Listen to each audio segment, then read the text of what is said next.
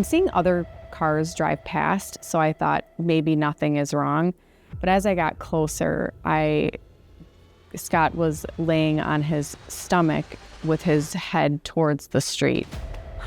Did he trip? And, is he just taking a moment to collect himself before he gets up? And, all within a matter of sort of split seconds, you start to realize he's not getting up. And I could see in his eyes that he was not okay. Are you Renee Penticoff, the wife of Scott Penticoff? I knew that it was a very critical situation and had to act quickly. In that situation, he had minutes. He's agonal breathing. I'm starting compressions, tell medics to step it up. And it wasn't until she mentioned the word, she said, please God, don't let this be this man's last day on earth, that I realized sort of that true severity. The healthiest person we all know had a heart attack. That doesn't jive, that doesn't make sense. It was a Sunday, and it was actually a beautiful June day, and I was gonna go for a run, and actually I was gonna go a little bit later in the morning than I would normally do so. Across the street happened to be a gentleman that I just sort of took notice of. You could tell that he was fit, that he certainly looked like a runner. I remember the gentleman had bright shoes. I had a 10-mile run plan that day, so it was just like any other day. I woke up and put on my shoes and went out the door. It was nothing out of the ordinary. I felt decent, but not great. And I remembered that he stopped, and I didn't think much of it, just that, maybe he's crossing the street or he's changing directions. And I just decided at that point that I'm going to stop at mile 9 and call it a day, just not my day, and I'm just going to walk it in. And out of nowhere, my shoelace came undone. Gosh, that never happens.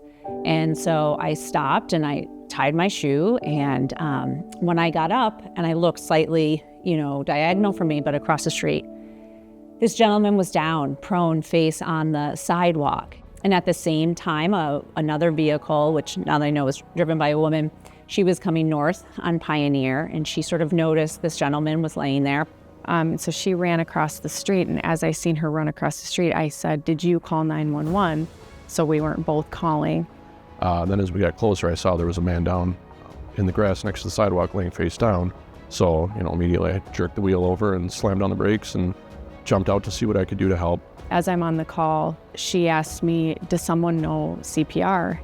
And luckily, and again, sort of this grace of God, this other gentleman who happened to be a Bayport first responder showed up out of nowhere and said, "I've got it." And so he started chest compressions. And then as soon as I heard the agonal breathing and couldn't get a good pulse, I knew that it was a very critical situation and had to act quickly. I was on Bailey Road already heading in that direction and hit my lights and sirens, checked the notes on my computer that updates with information from dispatch. Within about 10 seconds, it was upgraded to a cardiac arrest. So that means someone on scene recognized that Scott wasn't breathing, and that just increases the urgency of everything that's happening. So as I pulled up, I grabbed my monitor and jumped out and worked my way through the crowd and saw someone performing chest compressions on Scott. And at that moment, I thought, these are some of the best chest compressions I've ever seen by a rescuer on scene. I said 3 words. I said, "Keep doing that." So within about 1 second, we were at full charge. I told Aaron, "Clear." I punched the shock button. We shocked Scott, and I said, "Start compressions again." So Aaron got right back on doing the chest compressions. I saw what looked like a normal heart rhythm, but the way to confirm that was checking a pulse. And sure enough, we had a good solid pulse. So we could tell that we've brought Scott back to a normal heart rhythm. And at that point, a lot of other things happened in rapid sequence. We had police officers arrive, and the ambulance was just a couple minutes behind that. Getting to know Scott and Renee, I've learned that he's an ultramarathon runner. He was an Ironman competitor. People have always said, like, "Hey, I can't believe you had a heart attack. You're the last person I think would have a heart attack." And at the end of the day, the genetics weren't on my side. So my mother and father both had high cholesterol, had a heart attack, all the things that happen.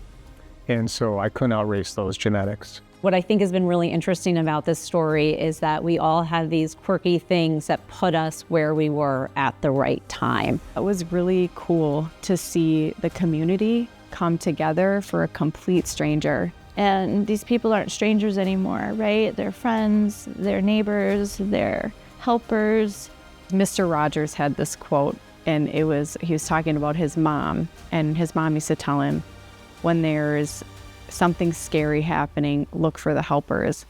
And in that scary moment when I got home, I thought, gosh, there was so many helpers. And I was like, but don't just look for the helpers. You got to be the help, right? You have to put yourself in the situation and help, because you just never know. Thank you. And my family thanks you. We coined it the Redemption Run. And so the guys that I run with on my Hood to Coast team, Team Mojo, a bunch of them were out of town. They flew into town, and we had probably about 18 runners that did the route with me. And we did the route, and we stopped at the spot where I went down, and Michael was there and Aaron was there. And we just had a moment to take some pictures, but also just thank everybody publicly in that spot, in that place, which is a sacred place for me. And just feel very grateful for that. And yeah, just it's been great.